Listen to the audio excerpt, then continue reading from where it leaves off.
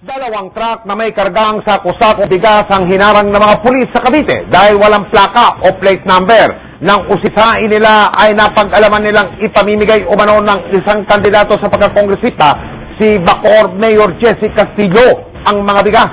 Nakatutok si Julio Segovia. Bandang alas 11 kagabi nang sitahin ng Special Operations Group ng PNP Cavite ang dalawang truck na ito na naglalaman ng may 250 sako ng bigas. Wala raw plate number ang dalawang sasakyan kaya binuntukan agad ito ng mga pulis mula Ginaldo Highway kung saan ito unang namataan patungo sa destinasyon nito. Laking gulat daw ng mga operatiba ng mismong sa Learning Center na pag-aari umano ng incumbent Bacoor Mayor Jesse Castillo tumigil ang dalawang truck.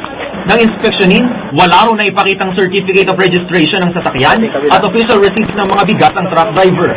The teacher will tell you the truth, and the truth is that may mga bigas na may mga pangalan na nakalagay roon na siguro ipantutulong. Sa loob ng center, kapansin-pansin nagpapak ng bigas ang mga tauhan ni Castillo.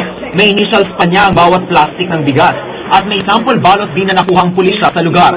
Pero gate ni Castillo, wala raw itong kinalaman sa eleksyon. Ipamimigay raw nila ito sa town fiesta sa linggo.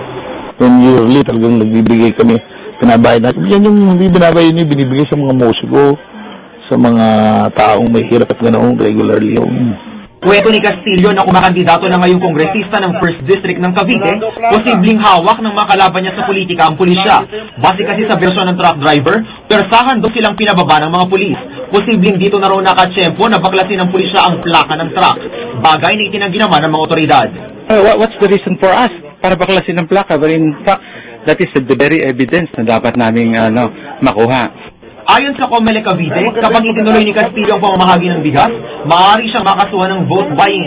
But the moment na na-pull out nila at ginamit nila yon at na-apprehend sila ng ating kapulisan, definitely vote buying yun.